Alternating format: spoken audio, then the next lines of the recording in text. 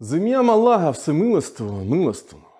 Шановні віруючі мусульмани України, шановні співвітчизники в тимчасово окупованому Криму та інших містах нашої незламної батьківщини, воїни добра і світла, саме так я привітав вас з початком місяця Рамадан, в якому кожен з нас намагався переосмислити своє життя, очистити душу, протягнути руку нужденним та бідним, наблизитись до всемогутнього звершенням добрих справ та молитов, боротьби на фронті, кожен на своєму місці. Кожний з нас проникся відчуттям спокою та умиротворення.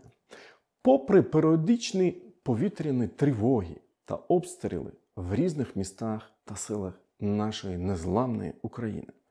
Так, в нашій країні продовжується війна.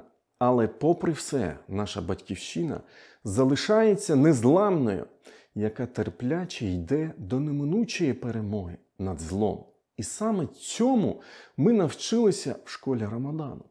Сьогодні 20 квітня, останній день посту. І з заходом сонця цього благодатного останнього дня Рамадану настає перша ніч місяця Шавваль, тобто настає свято Розговіння. Рамазан Байрам.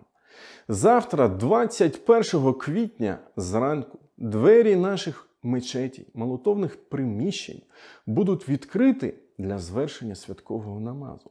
Безсумнівно, після темряви і ночі наступає ранок і світло. Безсумнівно, мир і справедливість огорнуть усі землі нашої рідної України.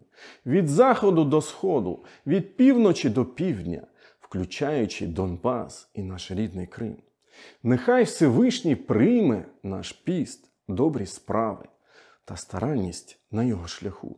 Нехай Всевишній береже наших хоробрих воїнів. Нехай у кожній родині завжди панує спокій, мир та радість. Амінь.